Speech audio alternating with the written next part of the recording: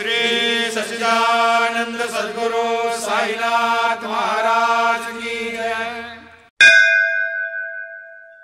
கூடியிருக்கும் பக்தர்களின் உற்சாகத்தை பாருங்கள். ஸ்ரீ சோம்பல் எனும் காற்று அங்கே வீசத் தடை. வாயார சொல் பாபா பாபா என்ற நாமத்தை. ஆனந்தமான தலம் ஷீரடிபுரி. பக்தர்கள் குழுவாக சேர்ந்து வாடாவிற்கு வந்து செய்யவும் ஸ்ரீயின் தரிசனம்.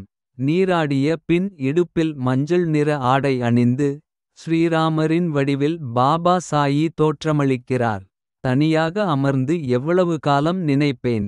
அன்புடன் இந்த தாசன் புகழ் பாடுகிறேன். श्री सच्चिदानंद सद्गुरु साईनाथ महाराज की जय। வீடு வாசல் தேவையில்லை, வாழ்க்கையும் தேவையில்லை. உறவு வைத்து கொள்ள வேண்டியதில்லை. இதுவே அனுபவ உணர்வின் வெளிப்பாடு. எனக்கு மறுபிறவி எடுக்க விருப்பமில்லை. உனது எல்லா லீலைகளும் உன் திருவிளையாடல்கள்தான். உயிர் மிகவும் அமைதியற்ற போகிறது. பிரபு இனியாவது சாந்தியை அளித்திடு எனக்கு.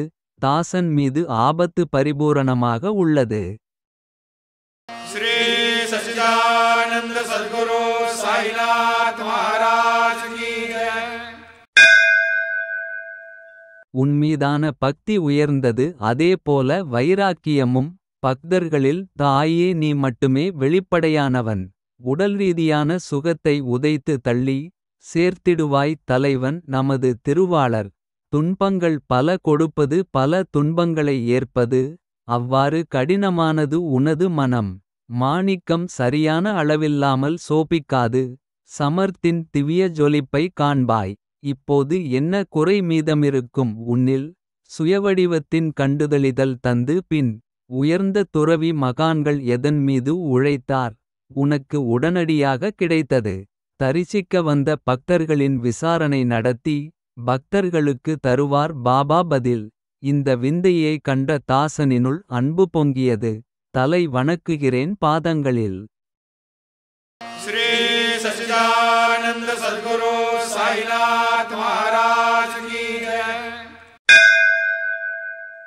பிறப்பு இறப்பு பிரபுவின் கையில் உள்ளது. மக்கள் செல்வம் அனைத்தும் அவரது.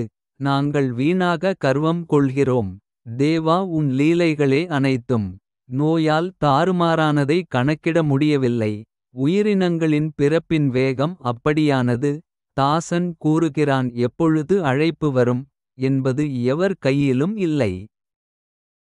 श्री सच्चिदानंद सद्गुरु साईनाथ महाराज की जय।